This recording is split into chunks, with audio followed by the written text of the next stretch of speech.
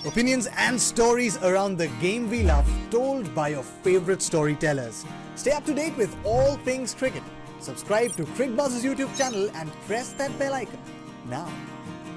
मुकाबला है दिल्ली कैपिटल्स और कोलकाता नाइट राइडर्स के बीच में। दो टीमें जो लय भी तलाश रही हैं, जीत भी तलाश रही हैं। यहीं वानखेड़े के मैदान पर होगा ये मैच। और आरपी, दोनों ही टीमें आप कहेंगे कि मोमेंटम की बहुत जरूरत है दोनों को, क्योंकि पॉइंट्स टेबल पर अगर हम देखें तो अब चीजें बदलने लग गई हैं। जैसा हमने अभी भी बात करी, गुजरात आगे निकल रही है, थोड़ी और टीमें गैप बढ़ा रही हैं अपने बीच। ऐसे में दिल्ली और कोलकाता के लिए बहुत महत्वपूर्ण ये मैच उनके लिए। इनको मैच को जीतना है, क्योंकि अगर दोनों टीमों से बात करें, 5, 6, 7, 8 वाली टीमें होती हैं, इनको हमेशा इस परिस्थिति में आधा टूर्नामेंट के बाद इनको लगता है कि भाई वो जो पैनिक बटन होता है, एक मैच हार जाएंगे दब जाएगा यहाँ पे कि अगला मैच हम हारे तो इस प्रतियोगिता के टॉप 4 में नहीं पहुँच पाएंगे। तो दोनों टीमें भी कई सारे चैलेंजेस से जूझ रही हैं, चाहे वो आप कहें उनकी मोमेंटम की तलाश कर रही हैं या टीम कॉम्बिनेशन में बीच में सफल होता है। और जो इनके स्टार प्लेयर हैं वो भी इतना परफॉर्मेंस नहीं कर रहे। श्रेयस अय्यर कप्तान जरूर है कैलकाटा के, लेकिन उनके खेलने के तरीके से कई बार प्रश्न चिन्ह भी रहे कि शायद वो और बेटर बल्लेबाजी कर सकते हैं। वही हाल दिल्ली का भी, जो दिल्ली ने पिछले जो मैच में किया वो तो बड़ा एक ड्रामा था कि ऐसा होना नहीं चाहिए, लेकिन ऋषभ पंत को भी बहुत कुछ सीखना। तो दोनों टीमें बहुत मजेदार में फंसी हुई कि इनको करना क्या है यहाँ पर। कॉम्बिनेशन भी तलाश रही है। अब मुझे लगता है कि कोई टीम अगर पहले 2-3 मैच में अपना कॉम्बिनेशन फिट नहीं कर पाती तो उसके लिए पूरे टूर्नामेंट स्ट्रगल बना रहता है। अगर मैं SRH की देखो, आपने पहले 2 मैच में हारे, लेकिन वो कहीं ना कहीं वो कॉम्बिनेशन अपना आइडेंटिफाई कर लिया था कि हमारा ये टीम है। ये दोनों टीमें अभी भी कुछ ना कुछ ऊपर नीचे कर रही हैं। और दिल्ली कैपिटल्स की अगर बात करें वीरू पाजी, तो वो प्रिंट आउट में पेपर निकलता है ना, और टोनर कम होता है तो पैची प्रिंट आउट निकलता है। थोड़ा तो एकदम सही निकलता है, बाकी फिर थोड़ा फीका सा रह जाता है। कुछ वैसा हो रहा है क्या? क्योंकि ओपनिंग कॉम्बिनेशन में डेविड वार्नर, पृथ्वी शॉ एकदम सही हैं, फिर उसके बाद आपको बल्लेबाजी में तकलीफें हैं, गेंद से भी आपको कुछ गेंदबाज जरूर रिटर्न्स दे रहे हैं, चाहे वो कुलदीप यादव हो, खलील अहमद ने भी दिया, लेकिन शार्दुल ठाकुर से और उम्मीद होगी, वो नहीं दे रहे हैं। तो वो जो कॉम्बिनेशन है, वो जो ओवरऑल एक परफेक्ट पैच आना चाहिए, वो आया नहीं। बिल्कुल, खासकर 2 खिलाड़ियों ने निराश किया। एक पावल, इन्होंने निराश किया। काफ़ी मैच हो गए इनके भी। ऋषभ पंत भी, मैं कहूँगा कि ये सीज़न उतना उनका अभी तक वैसा नहीं रहा कि वो अच्छी बल्लेबाजी ज़रूर कर रहे हैं। क्रंच मतलब वो पैचेस में कि एक मैच में 34, 35, 30 बना दिए, 40 बना दिए, लेकिन वो है कि 70, 80 वो जो ख़त्म करने वाली बात है ना, वो नहीं आई है ऋषभ पंत में भी। तो ये जब वो करेंगे, क्योंकि पिछली बार क्या होता था, स्टॉइनिस होते थे, हेटमायर होते थे, तो उनके बाद आते थे तो वो मैच ख़त्म कर देते थे। बीच में ऋषभ पंत 30-40 बनाते थे तो वो अच्छे दिखते थे। लेकिन अब क्या है कि पीछे कोई ख़त्म करने वाला नहीं है, तो इनको ही जिम्मेवारी लेनी पड़ेगी पॉवल को कि वो जिम्मेवारी लें। बट उनके तो 7 मैच ऐसे गए।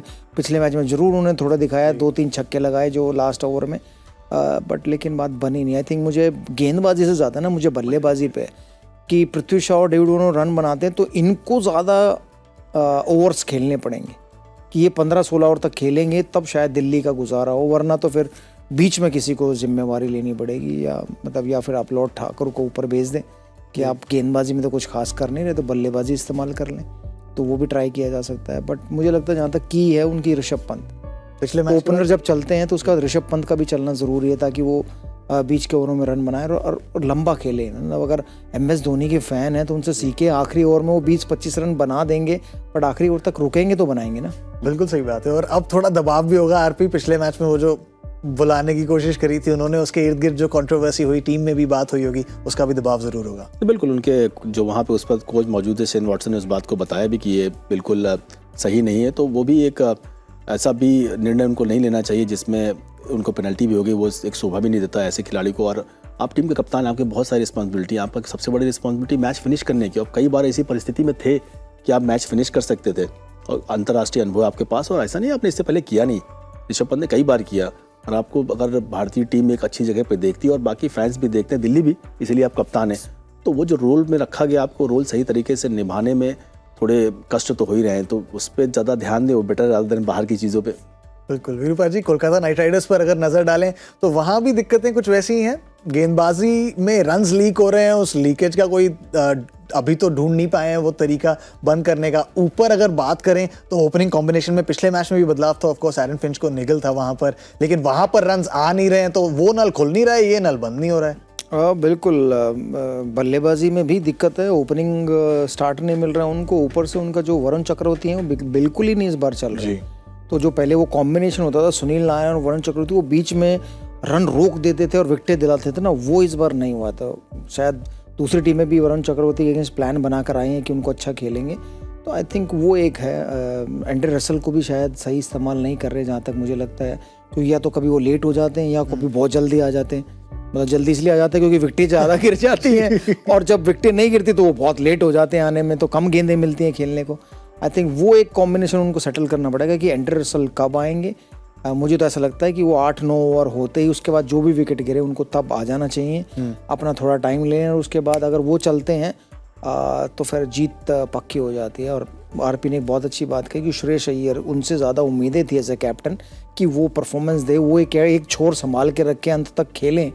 अभी तक 8 मैच हुए हैं शायद, उसमें एक ही बार ऐसा लगा है कि उन्होंने जो 70-80 रन बनाए हैं, उसके अलावा उनके भी रन नहीं बने हैं। तो ये भी वो जूझ रहे हैं कि कोई एक खिलाड़ी तो ऐसा बैट्समैन मिले जो जिसके इर्द गिर्द और खिलाड़ी खेले, तो वो नहीं हो पा रहा है कलकत्ता के लिए। तो अगर वैसा हुआ, पहले कुछ मैचेस में हो जब वो जीते थे, लेकिन फिर वो बीच में होना बंद हो गया है, तो अब थोड़ा मुश्किल रहेगा कलकत्ता के लिए। तो एक टीम होकर दोबारा जुट होकर खेलना पड़ेगा। दोनों टीमें अंडर प्रेशर हैं। One player to watch out for RP, आपके लिए कौन होंगे वो? One player to watch out, मैं कहूँगा कि अगर कलकत्ता की बात करूँ, मैं तो श्रेयस अय्यर को ही देखना चाहूँगी कि उनके बहुत मतलब ड्यू है कि एक बड़ा परफॉर्मेंस मैच जिताने वाला, तो मैं श्रेयस अय्यर का नाम लूँगा इस टीम से वहाँ।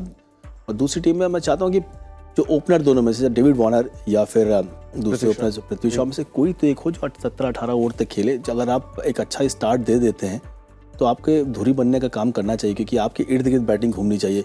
और हमेशा अगर विकेट 15 ओवर के बाद आपके हाथ में 2 या 3 बैट्समैन हैं, बैटर्स हैं जो बैटिंग कर सकते हैं, तभी आपके रन बनते हैं, अन्यथा आप हमेशा फंस जाते हैं। तो मैं उसमें पृथ्वी शॉ को देखना चाहूँगा कि एक बार वो एक बड़ी इनिंग खेलें, धमाकेदार इनिंग, जिससे वो मैच जीत सके।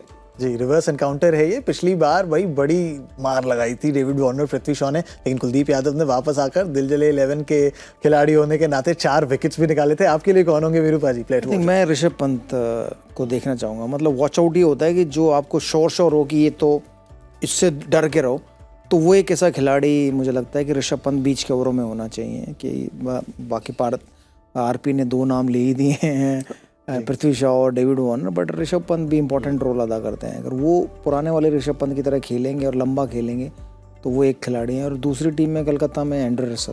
जी, एंड्रे रसल का यूटिलाइजेशन बहुत इंपॉर्टेंट होने वाला है वहाँ पर। वानखेड़े में है ये मुकाबला, थोड़ा मुश्किल सवाल, लेकिन एडवांटेज किसके पास?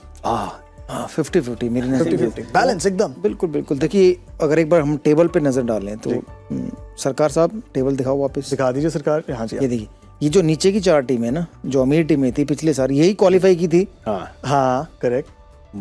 मुंबई नहीं करी थी उनके अलावा। जी, चेन्नई, कोलकाता, दिल्ली, ठीक, तो बैंगलोर थी। बैंगलोर। तो वो नीचे की जो 4 टीमें, ये पिछली बार की टॉप टीमों में होती थी और इस बार ये बॉटम पे है। तो दिल्ली और कोलकाता वहीं है, नीचे हैं इस बार। अगर इनको ऊपर पहुंचना है, मतलब ये सारी अमीर टीमें हैं, गरीब टीमों के पास पहुंचना है ना, तो फिर कल 50-50 मुकाबला, क्योंकि अंक भी 6 हैं, मैचेस लगभग कलकत्ता के शायद 8 हुए हैं, दिल्ली के 7 हैं, तो मैचेस भी लगभग बराबर हैं। तो दोनों के लिए 50-50 मुकाबला मुझे ऐसा लगता है कि